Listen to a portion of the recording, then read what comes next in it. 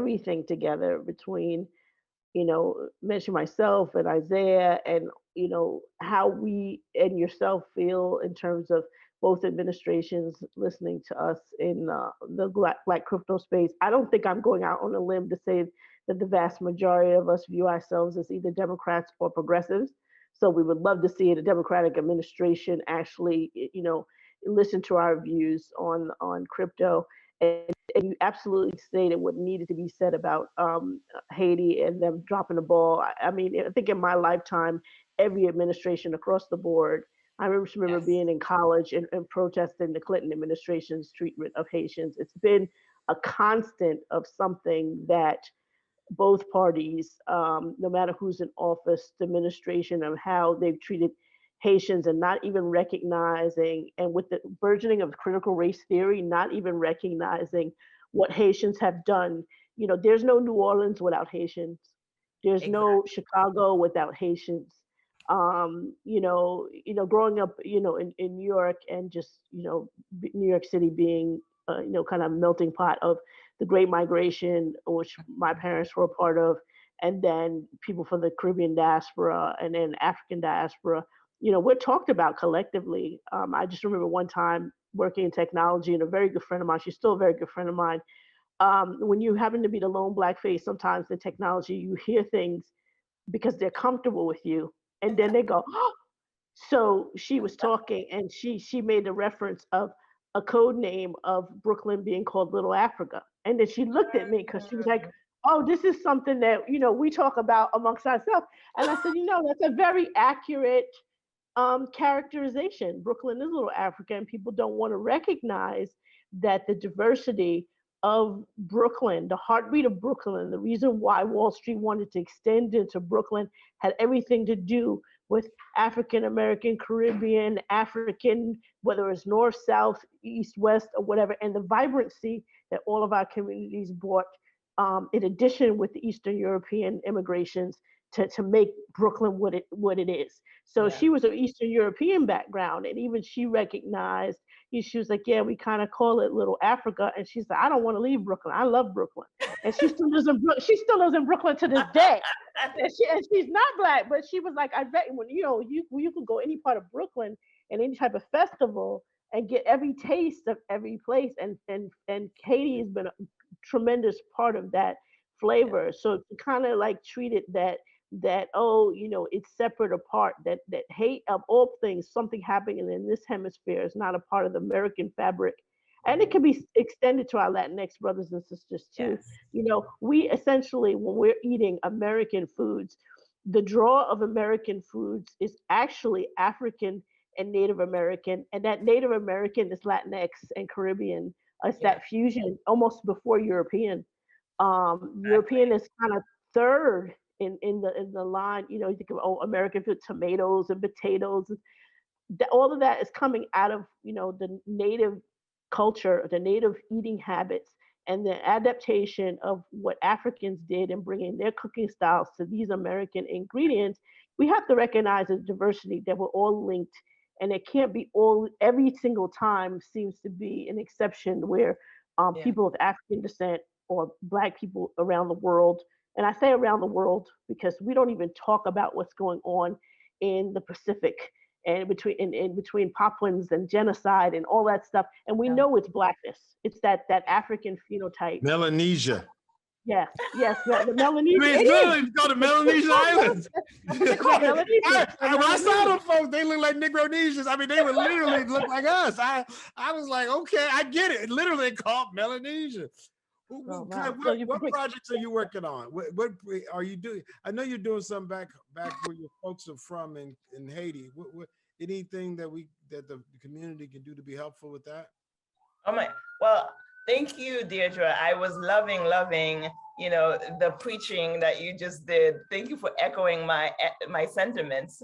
And yes, obviously on the Haiti front, and again, Deirdre articulated the plight of the African diaspora, the inequities we face all over the globe. So, it's in the Caribbean, it's, Afro Latinx people. So we need to do more. No, But no. as a I'm sorry. I want as to a be. Yeah. sorry, no, you go. I'm saying, but I know there's some things where, what part of Haiti are your folks from? My folks are from Lazille, which is we were actually at the epicenter of this last earthquake. We are, in the southern tip, in it's this department called the NEEP department. So my little town of Lazille is actually 2 hours up a mountain. So we're part of these upper mountain communities. This little town is about 35,000 people, and it's one of those things where I'm actually planning a trip to Haiti for October, and I need to find air transport once I get to Port-au-Prince just to get to my hometown. It's that remote. Like, we are again in the blind spot of even, the Haiti. President Mateli was the first in modern history to actually go to Lazille, in terms of, so, but our community was devastated and impacted. And for all of you listening, all of the money you sent to the Red Cross and all of these, NGOs, never gonna get to us. They don't have operations there. We're not even part of their priority issues that their funding goes to. So, for those of us who are from Lazio, we're mobilizing because we know we're going to have to deal with the immediate relief needs, but also the long term. The church, which is the anchor of the community, was destroyed. The hospital that we built and Cuba sent doctors for, the only thing left standing is the emergency room, and half of the homes were rebuilt, were destroyed. So we need to build them to be able to sustain climate change, because we know Haiti's it's gonna suffer more and more earthquakes, hurricanes, tropical storms, and we have to be prepared. All right. So is there any way we can be helpful in those Lazille? How you say it? Lazille? My tongue is so colonized. Lazille, say it again. Lazille, yes. Lazille. How can we be helpful? Or is there a way we can be helpful? Yes. So there's a Lazille network that I'm a part of. So I'm happy to connect folks with, but I'm actually working with an organization, a more established organization called Haiti Development Institute, HDI, Haiti Development Institute. So their board chair spoke at the Embassy of Haiti event. Their president is Pierre Noel in Haiti, and again, all Haitian owned. For those of you out there, I only deal with Haitians when they come to aid. All of the NGOs, they just compete with Haitians to get funding to help Haiti, and we're the only ones left standing after they leave. So Haiti Development Institute is an organization that has a website. We also again have a GoFundMe for the Lazille network just to help out. But in terms of this current issue on the Texas border, people need to go to the Haitian Bridge Alliance. Guerline Joseph has been leading this charge for about a decade now in terms of the migration out of Haiti post the 2010 earthquake and helping Haitians on that border. So, and the work she does is thankless. She spends all of her time, at centers talking to folks. So Haitian Bridge Alliance. Anyways, back to crypto. We will be doing more on Haiti's digital infrastructure. We have to make sure that Haiti is well positioned. Bermuda, Barbados, and the Bahamas are doing too much in crypto for Haiti to be left behind. All right, here, amen, hallelujah. Right. Yeah, I don't think we talk enough about ex-American, Haitian American being that link. We're just so comfortable with white organizations, Red Cross and everything. It's not the first time I've heard that echoed. I've worked with Fabrice Armand, who's Haitian American, millennial generation, who told me this years and years and years ago. He says, look, I came to this country at 13. I know what it's like to be poor among poor as a young child, and to be fortunate to be in America, to have the education, but also to feel powerless as a Haitian American to help Haitians and watch other people step in and pocket the money that my family is suffering from and not receiving. So we have to end this type of notion that somehow a Haitian American wouldn't be an expert or the most qualified for issues between a Haitian and American solutions. So I'm glad you're speaking to that. Yeah, humbly. Have they had any Haitian American ambassadors to Haiti before? Well, you missed my last remarks, and Sinclair and I have talked about this. I actually, shots fired to the Biden administration and dared them not to appoint a Haitian American as ambassador. Enough is enough. It's never been done. Even the previous president, again, whom I should not I don't even utter his name, appointed a woman of color from the State Department. But we can't afford a rubber stamp. It can't come from State Department ranks. They need a Haitian American who's going to hold this administration accountable. Otherwise, we're going to see more of this. And Deidra, to follow up on your comment, and St. Clair also to follow up on your ask, there is a way that the crypto community can help. What I've seen in the crypto community in terms of philanthropy, they're just partnering with the same organizations that are the problem. They're just making it easy for the NGOs to make more money.